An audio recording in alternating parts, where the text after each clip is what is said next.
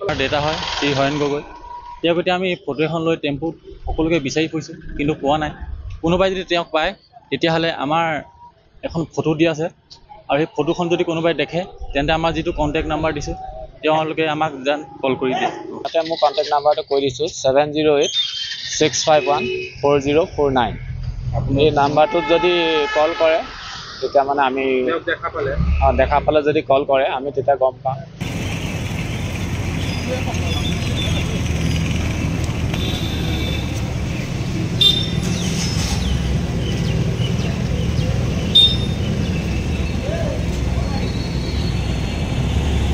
আপোনাৰ হৰেণ গগৈ, তেওঁ দেওবাৰৰ পৰা নিৰুদ্দেশ হৈ আছে।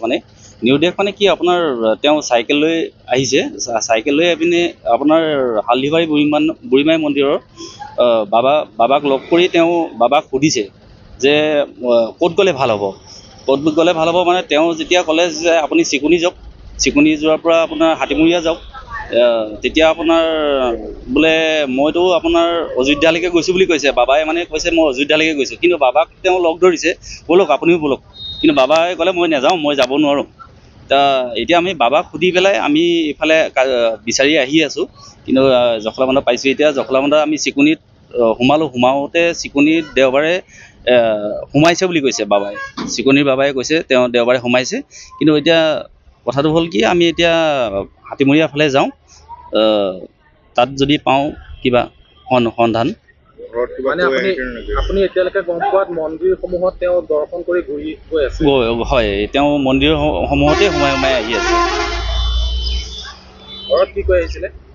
ঘৰততো একো কোৱা নাই, তেওঁ ওলাই আহিছে খালি। এতিয়া এই মুহূৰ্তত আপুনি গম পাইছে যে মন্দিৰে হয়, এই মন্দিৰে সোমাই আছে বুলি আমি গম পাওঁ। এতিয়া তেওঁ বয়সটো অনুমান 60 বছৰ, 60। নাম কি আছিলে? হৰেণ গগৈ। হয়, যদি তেওঁক কোনোবাই দেখে কি কিবা কণ্টেক্ট নম্বৰ? হয়, তেওঁক যদি কোনোবাই দেখে আপোনাৰ আমাৰ কণ্টেক্ট নম্বৰটো হ'ল 9110-55217। মোৰ মানে নিজৰ দেউতাই হয়, গতিকে কোনোবাই যদি দেখা পায় মোৰ দেউতাক, গতিকে মোক জনালে মানে মই ভাল পাম। মোৰ কণ্টেক্ট নাম্বাৰটো দি দিছোঁ 7086514049। এই নাম্বাৰটোত যাতে মোক আপোনালোকে অনুৰোধ কৰি মানে খবৰটো জনায়। কেতিয়াৰ পৰা মানে যোৱা দেওবাৰৰ পৰা নাই।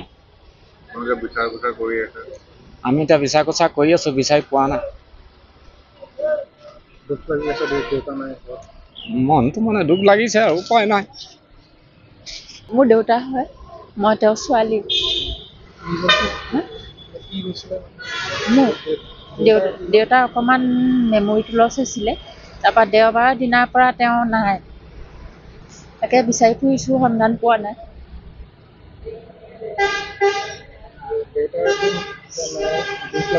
দুখ লাগিছে। 4 দিন হ'ল, কিন্তু বিচাৰি পোৱা নাই, বেয়া লাগিছে। আৰু খবৰ দিছে? দিছোঁ।